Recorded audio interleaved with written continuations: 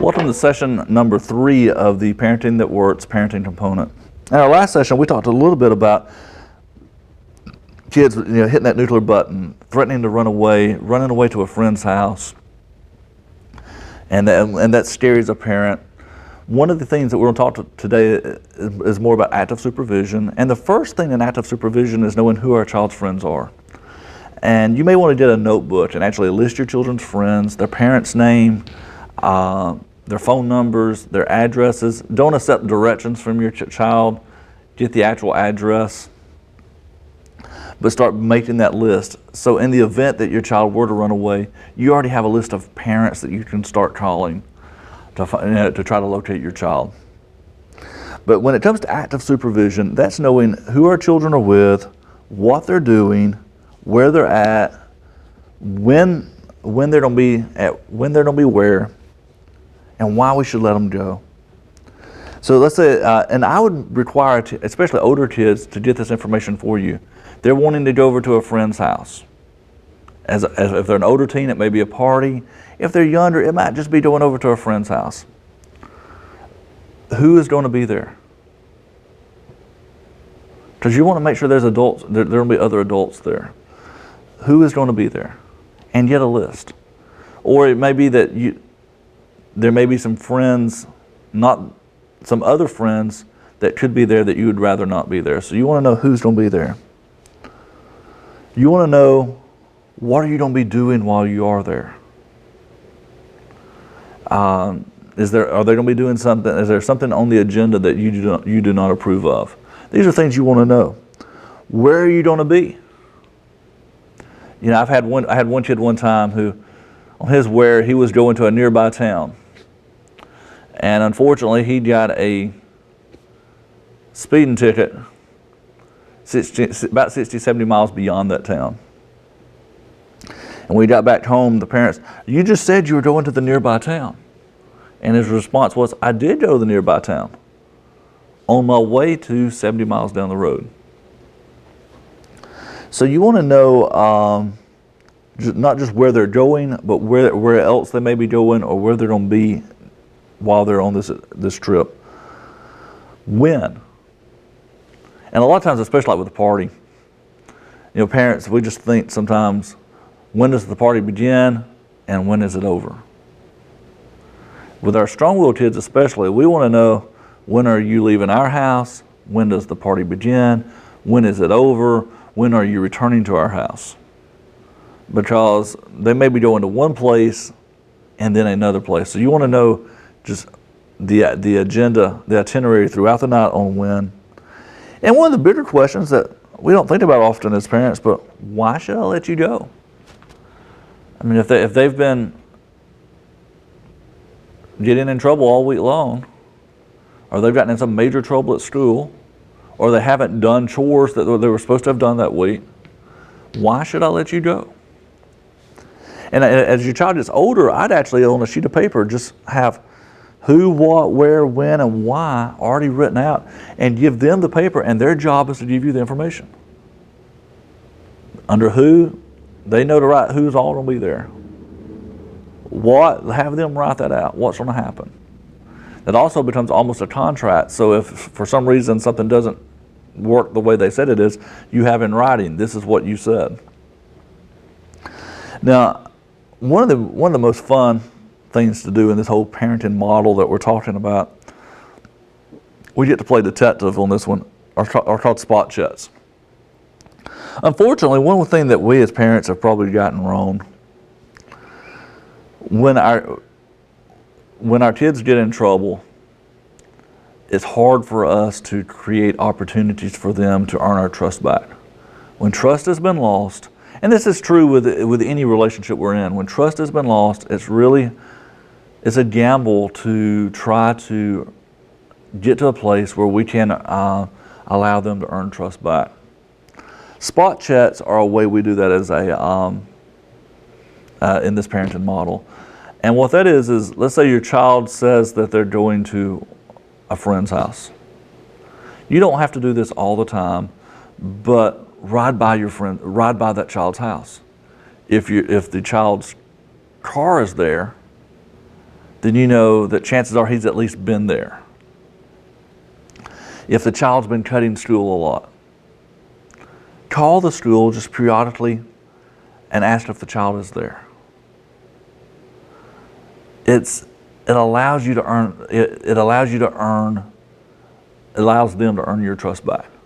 Because again, if they've been cutting stool and you call 5 times over the next 15 days and they're always at school each of those times, then all of a sudden you say, okay, we had a hiccup, now we're back on track. And then you can do spot checks fewer and fewer. But spot checks allow us to know that, again, they're with who they're supposed to be with, they're doing what they're supposed to be doing, they're where they're supposed to be, when they're supposed to be there, and the more that happens with our spot checks, the easier it is for us to trust them, especially if they've lost trust. As part of our active supervision component, we also need to think about kids really need structure at any age. And as parents, unfortunately, kids aren't the most structured people. They need our help, to structure their day. So we have to figure out what is a perfect day for our child. That involves how much sleep do they need, making sure that there's study time, that there's time to do their chores. We all want and need free time, playtime. For some of us, prayer or something like that might be part of our perfect day for our child. And there could be other things that you want to. We need to help our kids structure their days. And one of the easiest ways to, again, influence our kids, and we want you to think through this. We talked earlier about take everything away for a short period of time. We can't control our kids' day. We can say, hey, we need you to spend an hour doing this and 2 hours doing that. But ultimately, we can't physically make them do that.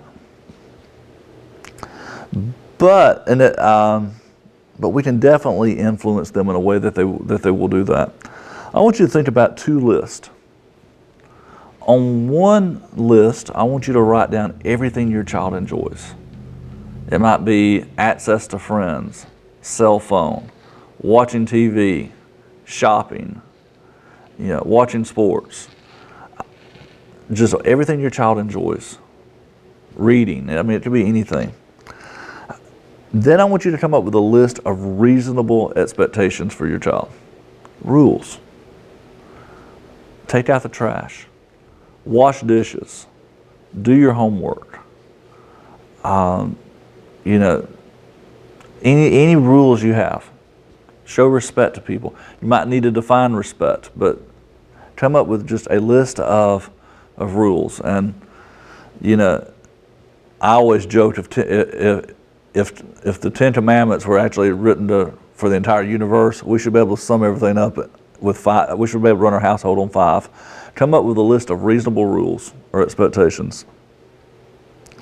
And basically, the way we influence kids and provide structure is when you give me my list, I give you yours. And if you take mine, I take yours. Again, take everything away for a short period of time, 24 to 48 hours. I take yours. Now, we talked earlier about 2 neat tools or skills.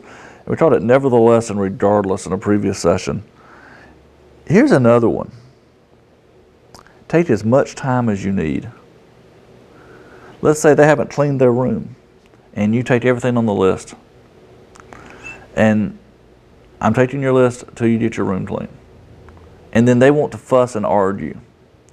And kids have learned, I think on the average, one study said that if a kid asks a parent 7 times for something, the parent says no every time. On the 7th time, the parent finally just gives in and says, yeah, do whatever you want. I'm tired of having this conversation. On the average, according to the study, it was 7 times and the parent gives in. But kids argue. Take as much time as you need. I've taken your list until you have your room clean. Take as much time as you need. Now, it may only take them 2 hours to get that room clean, but if they argue with you for 2 hours, then that's 4 hours they don't have their stuff. If they argue with you for 4 hours, then that's at least 6 hours they don't have their stuff. Take as much time as you need. That also puts all responsibility back on them. With little kids, we refer to it as a self-limiting timeout, but it's a timeout basically where they lose everything on our list, but they have control over how long, because at the end of the day, all we want is compliance. So that is a great way to influence our kids and provide structure for our kids. One other thing with active supervision before we close out this session is, what do we do? It's how do we handle school? There are a lot of times we, as parents, struggle with. We can have somewhat an idea of what's going on at home. School's a different ball game. And one of the points I always point out with parent and working with parents over the last 25 years or so has been, we all have seen kids play one parent against another parent. Go to mom and say, yeah, hey, can I do this? It's okay with me if it's okay with your dad.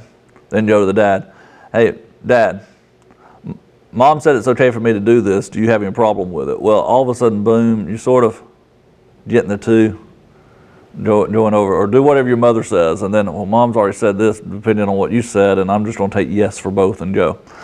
Kids do that. And if kids will play one parent against another, how much faster will they play a teacher that does not even live in the same household or even have a regular communication basis with a parent?